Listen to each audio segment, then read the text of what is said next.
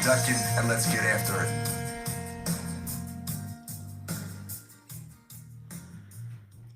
Good morning, ladies and gentlemen, and welcome to a Sunday episode of Let's Get It. I'm your host, Randy Dutkin, along with my co-host and producer, Jason Bryce, and as always, my co-host, Marcus Bullock, coming to you on a beautiful Sunday morning. A lot of things have taken place in the sports world. We're going to touch on the James Harden trade, NFL playoffs, talking about the Flyers' hot start, of course, the coaching carousel in Philadelphia. But before, as always, when we get started, I'd like to go around and see how everyone's doing this morning. Marcus, how are you, sir?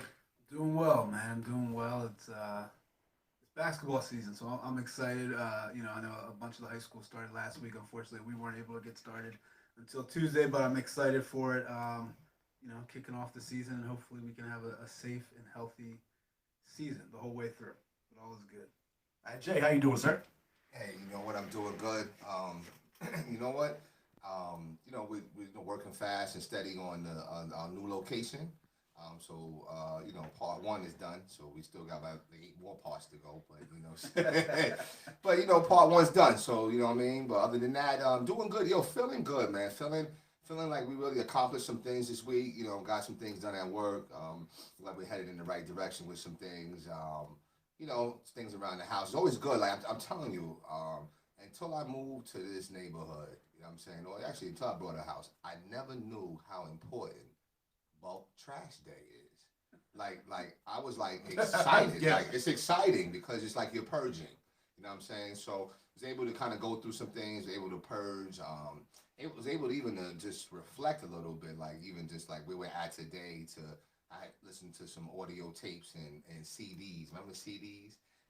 Yes, I do. Yeah, I got a box of CDs over here too. I remember the big thing used to be when you could burn a CD for somebody. Oh, If you had a burner, you were the coolest kid. Oh yeah, man. I used to make it, money man. off. You know what I'm saying? Like $5 a burn CD, Right. and that was the hustle. Absolutely, man. So we're able to see that, and then kind of see where we've grown, just where I've grown too. Like when I first started making music, it was like 2001, and then where I'm at now, I'm like, wow, I'm listening to stuff I made in 2001. I'm like, yo, I was terrible. But shout out to the people that were telling me that, hey, listen, it's good.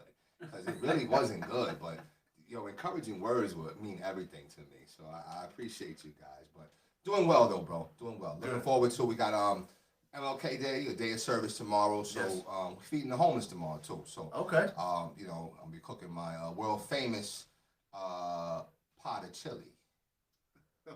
I don't know who calls it famous, but okay. Well, no, okay. Now, don't start. No, won't be none now. Okay. I was leaving that. But stuff I mean, if off. I haven't had a meal, I Listen, guess anything is good. I was leaving some stuff off camera, but don't start. No, won't be none. I'm good though. I'm just saying. It's not like your taste tester is going to be that picky. Okay. I mean, ouch. Okay. that was rough. Ouch. But okay, it's all good. I appreciate you. No, man, that's a great thing. I think anytime you can give back and provide for the community is a great thing. Sure. Even just the littlest thing. It's like, it's interesting you say that about when we give it back. Like when I was out yesterday, a person came up to me, kids in the car broke down, blah blah blah, and people do that all the time, but. So you gave them a few dollars, hoping that it was like a legitimate thing, but you're like, you know what, one way or the other, maybe it was a test, maybe this or that. Did you ever notice that when people do that and you give them money or something, like you turn around and just poof, like gone like a ghost? Like, Right. Where did they go? Where was that broken down car? Where? Yeah. Like it's something like it was almost like a test. Well, it's always like I think it's always like a hustle. I mean, the way I kind of do, analyze it like this. What God wants us to give. So we just give, like, Like, it's not for us to analyze and judge what they do with it because that's them. I'm not in control of it. I'm just giving. Now, I'll be honest with you, especially if I'm getting off the, who's that, like the Vine Street Expressway to Ben Franklin? Yeah. Yo, I promise you, I think I went on a Thursday to the little jazz spot, and I'm always giving. So I'm in my mind, it's like, yo, whatever I got in my pocket, I'm pretty much giving. So I gave like $50. I think I had like $65. Gave $50 out. Boom. I came back on a Friday, gave another like $50-something out. They must have got me for Oh, wait, when are you going back again? If you're giving out money like that. There was one time that I'm telling you that I got hit up for like maybe almost like $100. Like, Well, I'll tell you, Marcus, we might have now I don't find the money for that shirt. We're going to end up getting some free sweatshirt. But no, I think it's fantastic, and I just said, just keep in mind, just always give him when you can. Like, Sure, absolutely. I mean, and I always say, and we are all fairly fortunate to be in situations where it's not, what am I going to eat? As far as one option, it's just literally, am I going to make something? Or am I going to order out? Whatever it may be, we're in good positions, and always be thankful for that. Well, and I can tell you one thing, who I think is pretty thankful is James Harden, because he finally got his way, and he got the trade that he was looking for to Brooklyn. So, you know what? I don't know. I know that, Jay, you got thoughts on it. Marcus, you got thoughts on it. I mean, I think at the end of the day right now, I think that a lot of it all depends, too, on where Kyrie's head is at and if he's going to be part of this big three or not, if he's going to have his head in the game. I think that this move does obviously move Brooklyn up big time. I think Brooklyn may have even passed the Sixers potentially if they have a healthy squad. But, before we get too into that, I'm just, Marcus, what's your thoughts? I think both teams in the Rockets and the Nets got what they wanted out of it. I think the Nets obviously are all in for this season and next season trying to win a championship. And I think if they do that, then it's worth it. Like, I think any move you make, if it causes you to win a championship, it's worth it. I think the Rockets got what they wanted. They got a boatload of picks. Absolute haul. They got Oladipo on an expiring contract, so he's going to be trying to make some noise and maybe come back. Or even if he doesn't come back, they'll have that cap space available to go out and get somebody. So I think both teams got what they wanted. Without getting too into detail on it, I think it's a good move for both teams, and I think it definitely puts the Nets in the driver's seat, in my opinion, in the Eastern Conference. No, I think it does too, and it's interesting. I was reading today. I don't know if you guys saw where Karis LeVert, who was part of the trade, they found an issue with his kidney. Which it kind of goes back to when the Eagles actually traded John Dornbos to the Saints. And they found, with him, and he ended up basically life-saving procedure because of him. I forget exactly what the medical condition was. But it also, I'm not trying to be the Debbie Downer, but from the business side of things, it's like, wait a minute. Like, Karis LeVert was a nice piece. I know they can't go back now. So before the trade's official, everybody has to take a physical. They found this on the physical. So if Indiana wanted to, they could have nullified the trade. But I think what they're saying is, their medical staff found that it wasn't too serious, meaning or he was going to be able to recover fully from it, so that they felt no need to reverse the trade. Okay, positive. You look at Houston, and everything that they got. Like, they're smart. Listen, we're going to play with what we got. They know in the Western Conference anyway they're not competing for anything significant. So they're looking at it like, okay, 3, 4, even 5 years down the road, when hopefully LeBron is retired and the West is open for business, they're going to be sitting there and saying, you know what, because if I'm a Rockets fan right now, I look at it and I say this is a great move because we're not competing right now for anything more than maybe an 8 seed or a 7 seed. We're not competing for a championship, but if I can sit back and watch, I hate to use the phrase, the process work itself out, Houston is going to put themselves in a position to be 3, 4, 5 years down the road, a top team in the West, and be able to potentially use those picks for then other moves to make in the future. It's the same thing that the Celtics did when they traded with the Nets for Paul Pierce and KG and somebody else, I forget who it was. And that's why Boston is where they are right now. They had a boatload of picks. Ray Allen? No, that's when Ray Allen went to Miami. He went to Miami. But there was somebody else in the trade. I forget who it was. They were able to move or maneuver all these picks around to get, to where they are today, which is an Eastern Conference contender. Obviously they're not the favorite or anything like that, but it definitely puts them in a better spot than they would be. And it makes the process a lot quicker than doing like how the Sixers did it, where we're just going to be bad. Now it just allows you to still be respectable, fight for the playoffs, but then every year knowing we have good picks coming in, or when that monster player is available, we have all these picks we can trade to try to go get him. Yeah, absolutely. And I know, Jay, you have some strong thoughts on James Harden. And, a lot, and I'm going to get yours and then kind of transition over to how it kind of impacts the Sixers. Because I know a lot of people were sitting here saying, make the trade, don't make the trade Ben Simmons. But, Jay, let's get your thoughts on James Harden. So, I'm not a big James Harden fan. I think I liked him in Houston, but, I liked all the incredible things that he was able to do. So he did some, incredible things, making people fall, and it was just good, good entertainment. You know what I'm saying? But as far as him like being a winner, I was never sold on him. I listen. I make no mistakes about it. I'm not no big time basketball player or whatever like that, but I can understand the game and I can see with my eyes and I can understand certain things. And I say, okay, you know what? In critical moments, I haven't really seen him step up. And that's what I'm looking for in basketball. Like during the regular season, like that's cool. Like you get all these numbers, this and that. But your real money is earned when things matter. You know what I'm saying? Something that, I try to tell my son all the time, like, yo, listen, it's okay. But when it counts, yo, I don't want to see you falter. You know what I'm saying? So, with that being said, I just don't think that he's built like that. I mean, I just think that I think the Nets did the same thing that Billy King did. I think it was the same thing. So, Billy King got what you mentioned it, Garnett and Pierce. And essentially what wound up happening is I think it was Jay Crowder? But anyway, essentially what happened was that Boston used those picks for Jason Tatum and Jaylen Brown. So, you know what I mean? Like, and then now the Nets sucked for a long time after that. And it was only really good for maybe a year or two. If that. Yeah. Yeah. So James Harden is 31. You have the Kyrie drama going on. Dare I say that in this moment, in this light, I like Durant. Dare I say that he's the one, to me, that's showing the most ownership and maturity. Like Kyrie, I don't know what's up with him. I mean, I understand, this political climate it can affect us differently. I mean, he has a platform, but to me, I feel like you should be utilizing that platform a little more differently than how you're utilizing it. I don't want to judge too much, so to speak, but nobody's listening to anything you have to say politically. Everybody's wondering, why ain't you at work?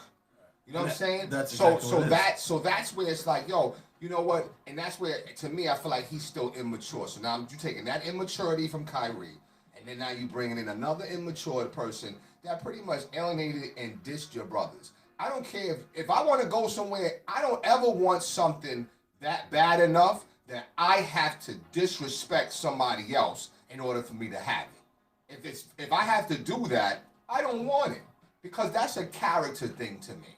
Okay, so for him to get on the media and say, yo, listen, this team's not good enough. Oh, it's this, that, and the third. Like, yo, you just played the hell out of DeMarcus and John Wall. So really, you did that because you knew that if they didn't move you like that day, Boogie was coming in there to whip your ass.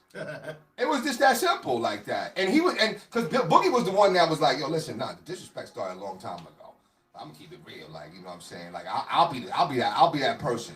You know what I'm saying? So I just don't like I don't like his style of play. I haven't really seen James play other than James way. Okay? It's interesting because last night I haven't seen it. Because last night, all of a sudden, watch it last night. Last night he was the ball player that he had a triple double, but it was like he was passing, he was cheering. He had a real triple double. Yes. Ben Simmons triple No. double. A real one, yes, not a. But the thing was too, he was, and I don't know if it's just because he was like, oh, I don't want people to think this is who I am, and I'm going to put on a show. Sure. But if that's the version of James Harden that the Nets get, I'm scared because that means. But that's fantastic. okay. I mean, listen, you could see that, and I can even say, okay, that's okay. That's one game. Who they played last night? I forget who it even was. Right, It wasn't anybody. It wasn't anybody. So for them to have that type of game, that's okay. They But were the going to thing have is, that it number was one. Orlando. Okay, I mean, and Orlando's a nice up and coming young team, but I mean, versus Brooklyn, they should have been. But the thing is, though, with the way Harden's been in his career, it didn't matter if it was the Lakers, the Magic, it didn't matter if he had James Harden's agenda. So for him to be able to come and play that way, but it wasn't even just that. You saw him cheering on Kevin Durant and getting people involved. It was. What's the first game? I mean, and that's what I mean. He's supposed to do that. Of shit. course, like the first day of your new job, you were. Listen, please. Come on. I remember when we were working together. The first day, I had dress pants on and dress shirt and my nicest shoes. And listen, a couple weeks later, see, he opens up cans. The first time I met Randy, Randy had and this is all pre-COVID, but Randy had a nasty cold. Oh, he was just sneezing. He said, "How you doing? My name is Jay." I said, "Shit, what do I do?"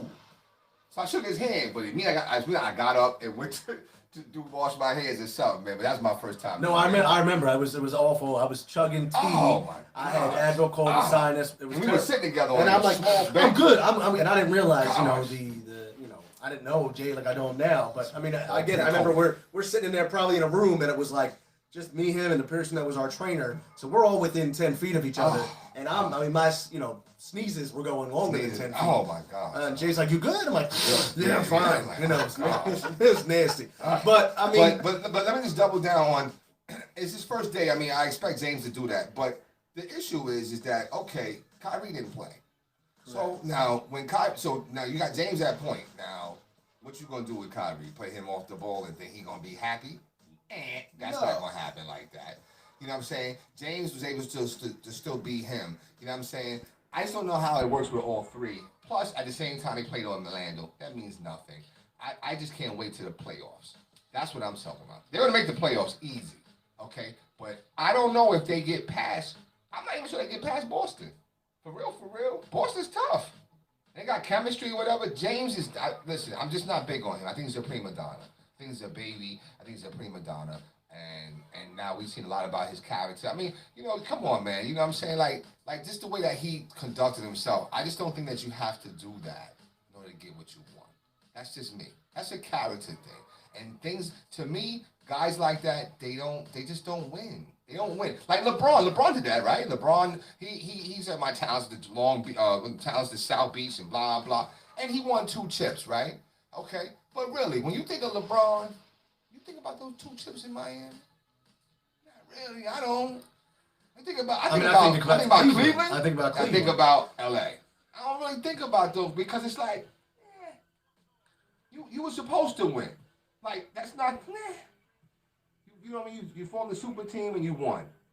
I don't know. I don't know. I think if you look at Dirk's situation, Dirk in Dallas, he only won 1, right? That was a great championship they won, right? He'll always be remembered for that stand-up guy, class act, blah blah. Or you can even say, I would even say Paul Pierce and Kevin Garnett. They won 1. You know what I'm saying? But they always went at it. Like, you know what I'm saying? Like, I don't know. But maybe I'm just old school, man. You know what I mean? I agree with you, and I think he handled it in Houston the complete wrong way. And I think looking back on it after the season, I think he'll probably even admit that he could have done it differently. He admitted it already. Less than 12. I'm like, damn.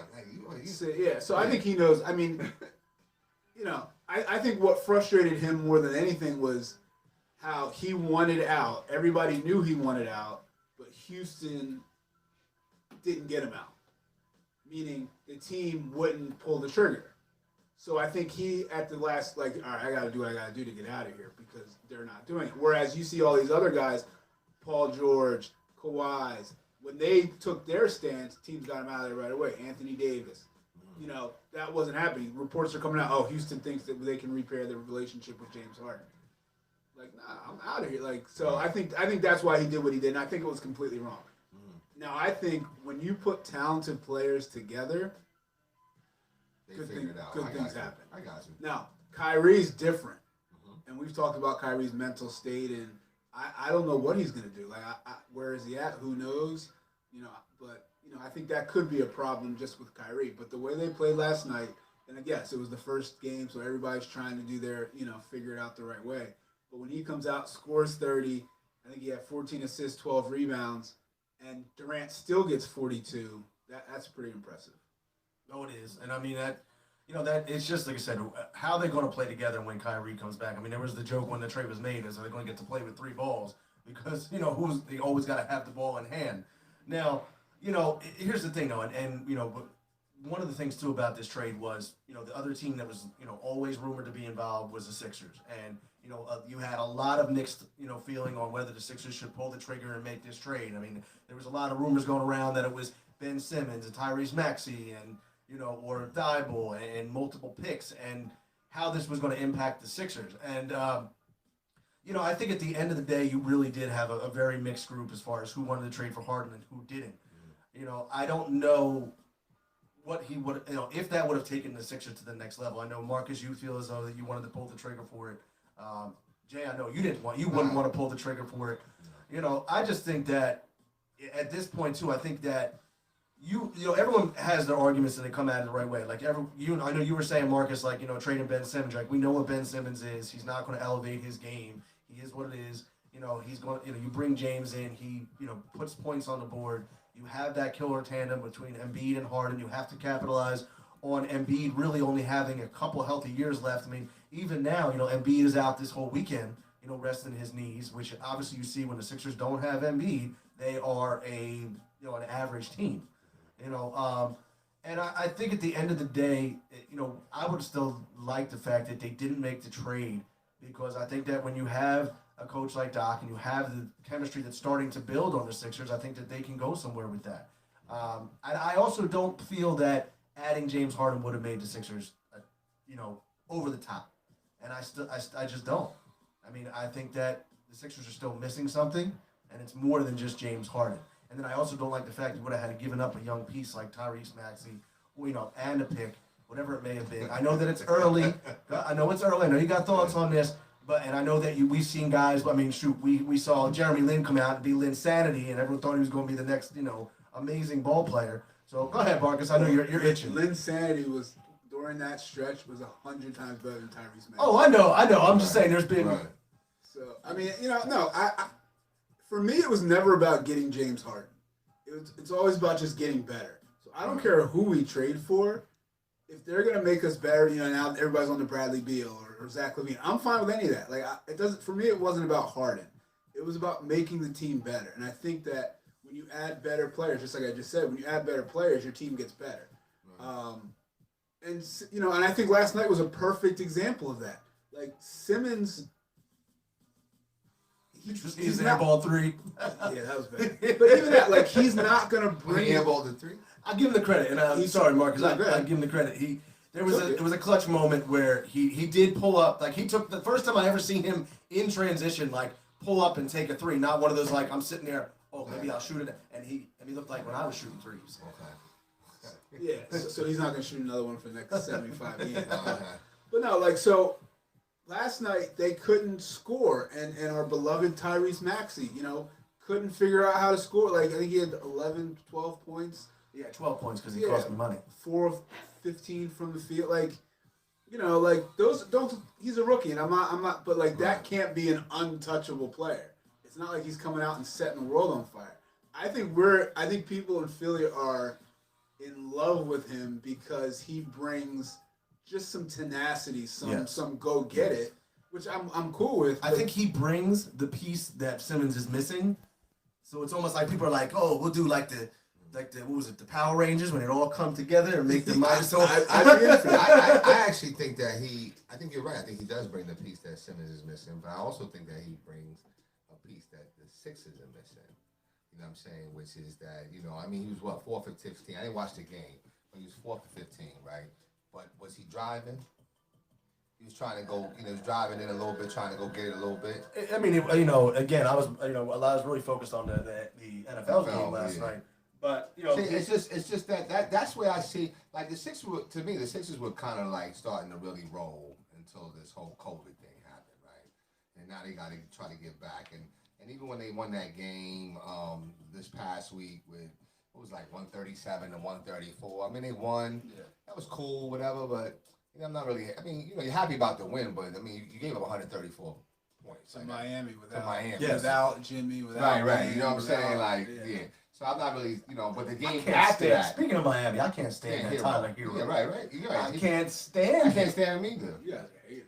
No, but the thing is, I can't stand him. But if he's one of those players, right? Thank you. You just took the words out of my mouth. I was just about to say, but if he was on the Sixers, I would love his smugness. I would love it. Right. You know, listen, I thought you don't really put no D on that, though.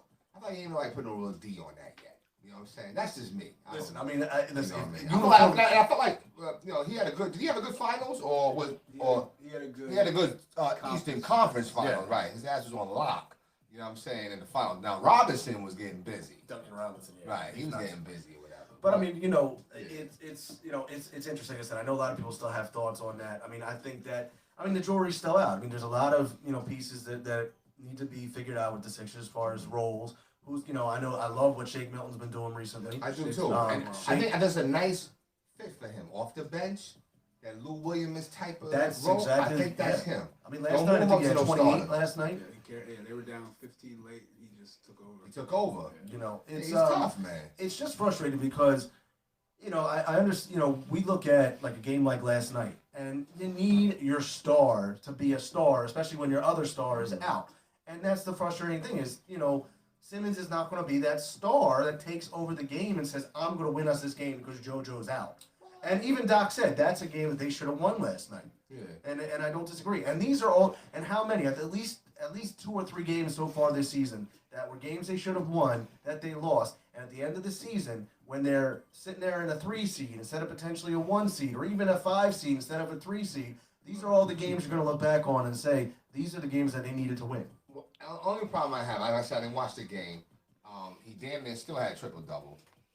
But it's a baby one. And even though I've really been thinking about that whole term, baby triple double. Like, wait a minute, what is a baby triple double?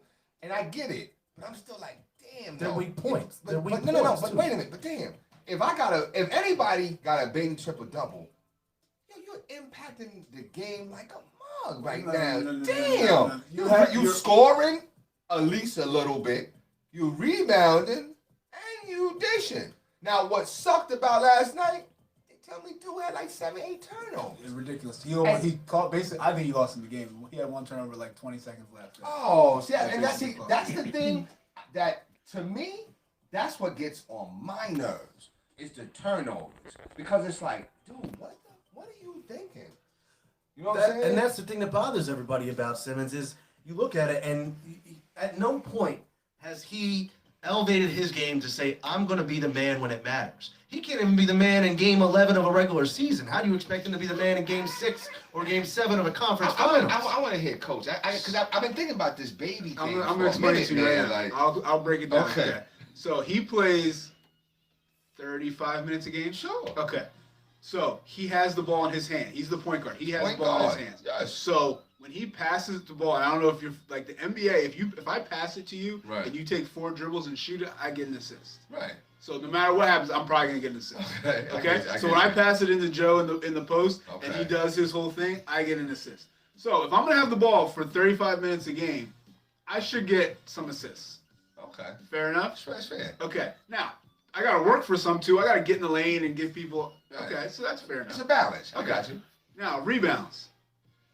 I'm 6'10". Okay. I'm on the floor 35 minutes a game. Sure. I should be able to get some rebounds. Okay. I mean, but if he's playing a point guard spot, your point Not guard doesn't- defensively. We're talking about defense. Okay.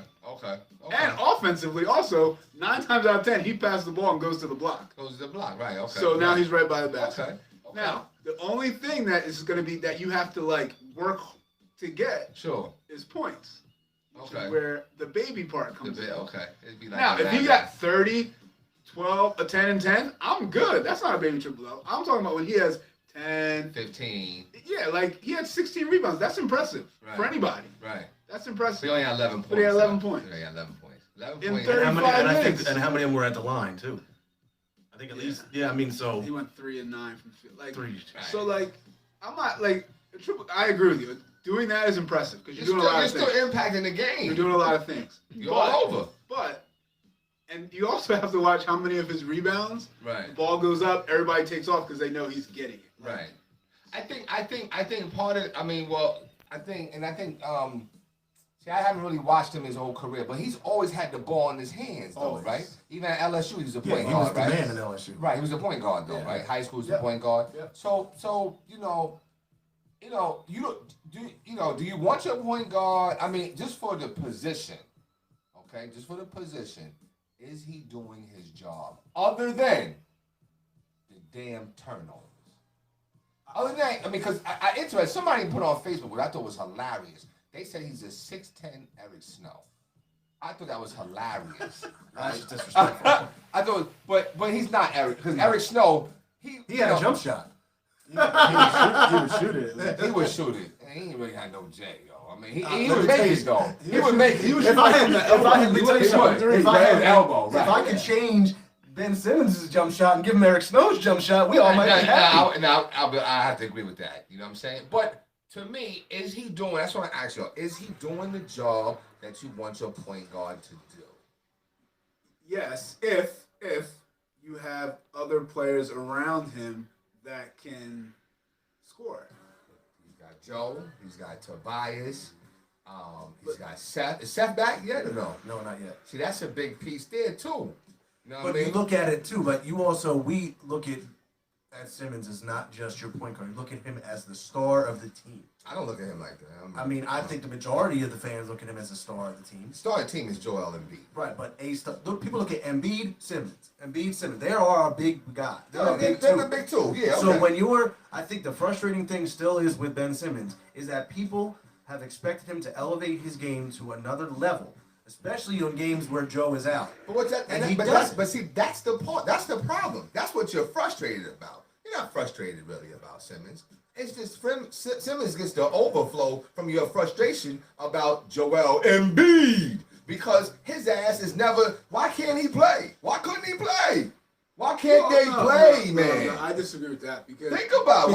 Why can't he play? Why's he got to miss time? Why's he got to miss time? He's the process. That's what he said. The process. The process. But Why are you missing time?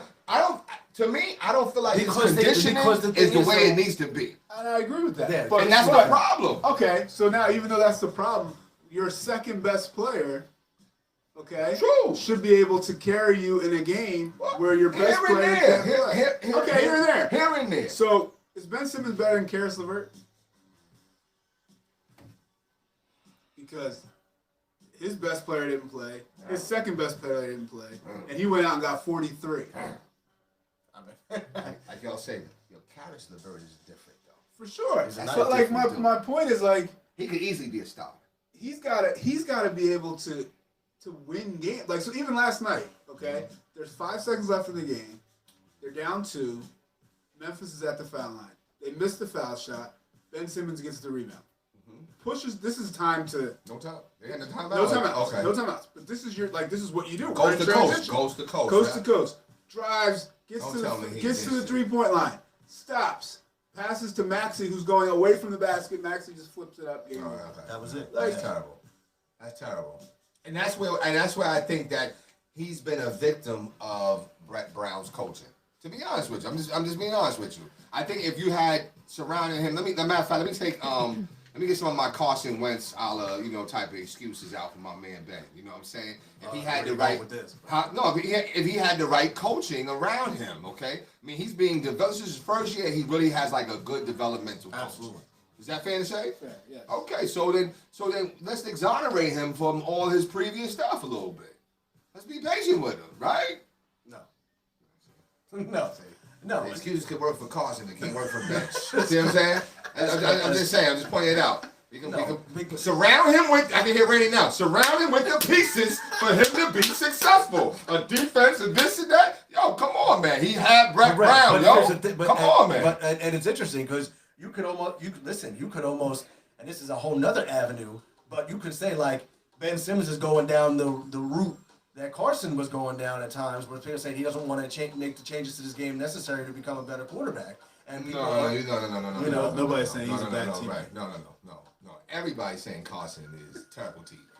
Okay. Oh no, but that's different. That's a different aspect. No, but I'm saying, but Carson's saying, Ben is always, you could see Ben trying to be better and understand this. No, I and think that. Ben's a good teammate. You know what I'm saying? Like Carson, they're not.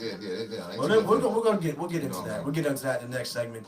I think that there's a lot still with the Sixers, and I think there's just a lot of unknown as far as where the season's going. But I'll tell you, I'm excited about it. When we come back from our break, we're going to be having a special guest, Joe Machowski, who's going to be joining us, giving his opinions. We're going to talk more about the Sixers, more about some of the Eagles head coaching, get into the Flyers a little bit. You're watching Let's Get It. Join us right after the break.